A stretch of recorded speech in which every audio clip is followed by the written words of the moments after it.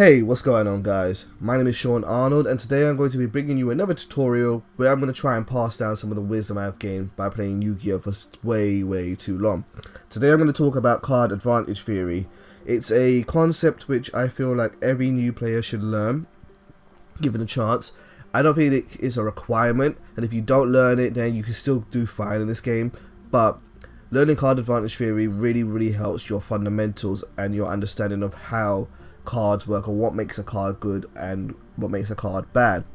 In the last couple of episodes I asked people, or I focused on making a basic removal deck, and I think everyone should start off with a basic removal deck because it will help your fundamentals rather than focusing on doing the flashy stuff such as summoning your favorite big monster. This was the deck which I made in one of the last videos, and it's a very simple deck, and there's ways to improve it. But before we improve it, I want to talk about card advantage. So what is card advantage? Card advantage is, as it says, it's when you have an advantage over your opponent in terms of the number of cards you both have. Everyone starts with the same number of cards, the 5 cards that you draw at the start, and every turn after the first turn you get to draw an extra card. If you can have more cards than your opponent, you have more options than your opponent. If you have more options than your opponent, you can gain the advantage in the game and you can win the game, especially if you manage to get rid of all their cards. With a basic deck like this, your goal is to try and get rid of as many of your opponent's cards as possible so that there are no threats to stop you from dealing damage and winning the game. So, going for a standard removal deck was really useful for understanding card advantage. Let me demonstrate. This is Fissure. Fissure's effect is destroy the one face-up monster your opponent controls that has the lowest attack. And let me just say, I'm not actually happy with showing or explaining card advantage like this. Normally I would actually do it in a game, but I can't create a test game to show you in this game, so I'm going to have to just do the best I can with my voice. So anyway, back to Fissure. When you use Fissure, you're going to lose 1 card because you don't get to keep it. So that's -1. You lose 1 card by playing this card. But however, your opponent also loses 1 card. So this is a 1-for-1 effect. You lose 1 card, your opponent loses 1 card. Same with Dust Tornado. You play Dust Tornado, you're going to lose Dust Tornado. You're going to lose 1 card. But your opponent's going to lose 1 card because you get to destroy 1 spell or trap that they have. Similarly, let me think, what else is a 1-for-1 effect? Twister. You lose Twister by playing Twister, but you also get to destroy 1 of your opponent's cards.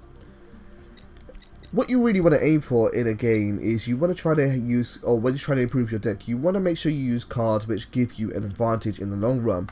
So using 1-for-1 effects are fine and all, but you're just going to keep the playing field even. So they're good to have, and they're quite flexible, and they're quite easy to use. However, you really want to use cards which give you a greater advantage than that.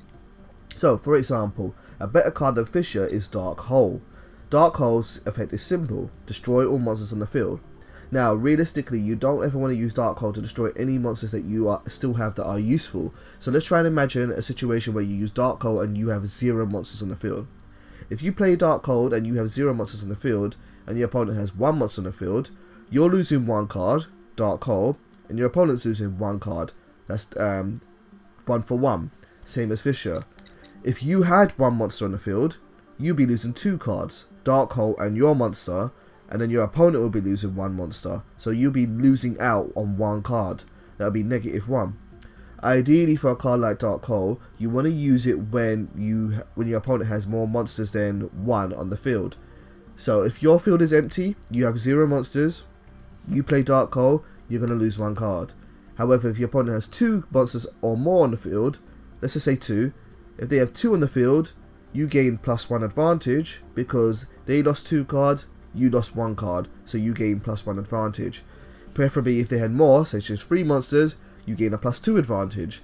And you want to make more plays like that. You want to try and get rid of as many of your opponent's cards as possible.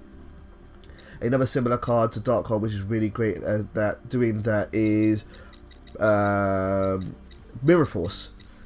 If you destroy only 1 of their opponent's monsters with Mirror Force, then you lose 1 card and your opponent loses 1 card. It's a 1-for-1 card. You kind of haven't used Mirror Force to its full potential. You want to use Mirror Force most preferably when your opponent at least has 2 monsters on the field. That way you lose your 1 card of Mirror Force, but your opponent loses 2 cards or more. If they lost 2 cards, you gain a +1 advantage. So these cards like Mirror Force and Dark Hole, are better monster removal cards than, say, Fissure. Let's look at some of the other type of cards. Call of the Haunted. Call of the Haunted is a really good card because when you use it, you don't actually lose the card. It stays on your field.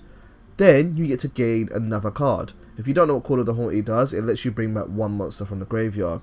So by staying on the field, when you use Call of the Haunted, you lose 0 cards. Then you gain an extra card, so you got +1 advantage. You got an extra card for free. Unless they destroy Call of the Haunted or your monster, then you lose both cards simultaneously. So you're going to be able to manage it well. Let me say similarly, this card here, Shard of Greed.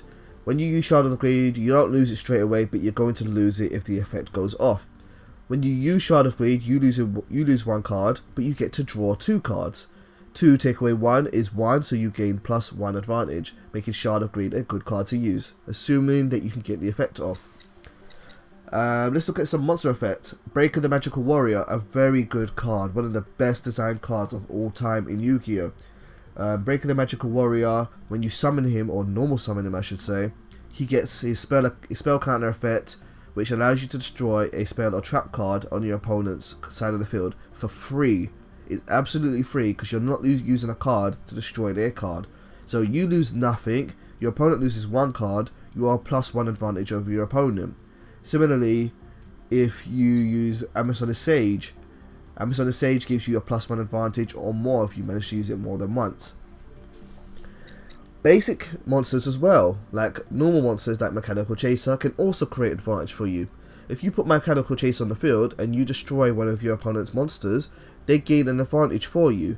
You haven't lost your monster, it's still in the field, they lost 1 card, so it's +1 advantage. Hopefully you're still understanding what I'm saying by all of this.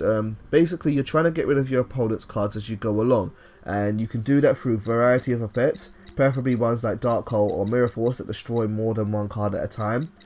And you can also do it through monsters' attacks and through free effects like Breaker the Magical Warrior. Swords of the Revealing Light, for example, is a card which creates negative advantage for you. When you play Swords of the Revealing Light, you're going to lose a card in 3 turns, and you don't gain any advantage for doing so because you don't get rid of any of your opponent's cards. So that might be an area which we can improve with this deck. And in the next video, I'm going to talk about how to use the card advantage theory to improve your decks along the way. So, hopefully, I'm really hoping, I'm sorry if this hasn't made a lot of sense to you, but I could think of no better way to really explain this without having without just showing cards and talking about it.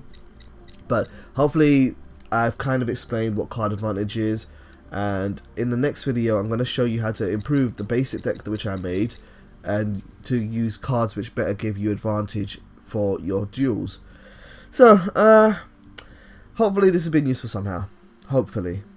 If so, let me know. If it hasn't, or you have any questions, ask me. I'm here all day, just ask me away and I'll try and answer your questions as best as I can. Anyway, thank you very much for watching. Much love, take care, and goodbye.